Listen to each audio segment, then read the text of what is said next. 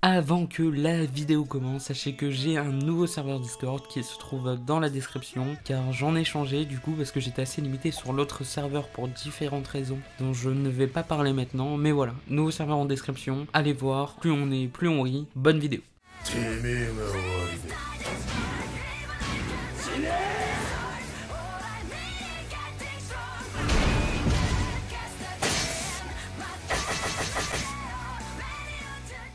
Eh bien salut à tous, c'est Goten, j'espère que vous allez bien, en tout cas moi ça va nickel. Aujourd'hui on se retrouve pour vous présenter l'anime Project Scarred, Scar on the Praetor. En fait on est dans la ville d'Akatsuki qui était autrefois un quartier rattaché à la ville de Tokyo, mais suite à une insurrection, c'est en gros un soulèvement qui vise à renverser le pouvoir établi, il est devenu indépendant. Aujourd'hui la ville est mal famée, la terreur et les organisations criminelles en tout genre y séjournent, mais il existe aussi 3 organisations chargées de faire régner l'ordre. Il y a Helios, Artemis et la direction de la sécurité publique. Tous les 3 emploient des Scards, qui sont en fait des agents que l'on dit invulnérables aux balles et aux armes blanches. On suit Kai Yamato qui, en voulant sauver une fillette, sur le point de se faire kidnapper, rencontre celui qu'on nomme le héros d'Akatsuki, Arashiba Eiji. Ils se quittent car leur objectif était en fait le même, sauver la fillette, et c'est quelques temps après qu'une organisation nommée Dusk lance une attaque de grande ampleur. Et c'est à ce moment-là que Eiji et Kai se croisent de nouveau. Alors qu'ils se battaient tous deux contre cette organisation, Kai entend un sniper tirer et prend une balle pour sauver Eiji. Cette balle était en réalité une balle magique, celle-ci a pour but d'enlever le tatouage du Scard à celui qui le possède. Donc en gros tu prends la balle, bah tu perds ton tatouage. Alors que Kai était en train d'agoniser, Eiji lui lègue son tatouage du Cerbère, ce qui lui sauvera la vie. De ce fait Eiji se retrouve sans la protection du tatouage et va tout de même se battre jusqu'à la fin pour sauver la ville de cette organisation. Quand Kai se réveille, il trouvera Eiji à moitié mort, et pendant son dernier soupir, Eiji va demander à Kai de protéger la ville d'Akatsuki avec son tatouage, et on va donc suivre ses aventures dans cette quête. Bon, pour une fois on va commencer par parler de l'animation, car je la trouve vachement belle. Les décors sont en 3D, mais sont d'une qualité irréprochable comme le reste de la 3D, et pas mal d'animés devraient, je trouve, s'en inspirer. Concernant la 2D, elle est assez spéciale, c'est vrai, au niveau des yeux. En tout cas, j'ai bien aimé, moi je trouve. Donc ouais, elle est assez spéciale, mais plutôt bonne, et c'est ce mélange d'animation qui donne, je trouve, des combats de très bonne qualité. Le scénario est plutôt bon, mais tu sens qu'il y aurait moyen de faire mieux, car ça a du potentiel. Néanmoins, j'ai pris quand même plaisir, et j'ai été surpris par les différents rebondissements au fur et à mesure que l'histoire avance. Concernant les personnages, je les ai trouvés pas mal attachants, avec un léger manque de développement pour certains, et je trouve que le héros, Kai en tout cas, manque vachement de présence et de personnalité, c'est vraiment dommage. L'opening est vachement cool, j'ai grave kiffé la musique, l'ending est pas mauvais non plus, nous montrant pas mal de plans 3D intéressants, mais la musique, je suis pas fan. Bref, le tout emmené par des OST plutôt sympas, ce n'est pas un chef-d'œuvre, mais un animé qui vaut clairement le coup d'œil. Il comptera 13 épisodes de 24 minutes, il est sur les genres action surnaturel et sur les thèmes combat, musique, univers alternatif, et tu peux le trouver maintenant sur Wakanim. En tout cas, j'espère que cette vidéo t'a plu, c'était Goten, on se dit à la prochaine pour une nouvelle vidéo, ciao ciao.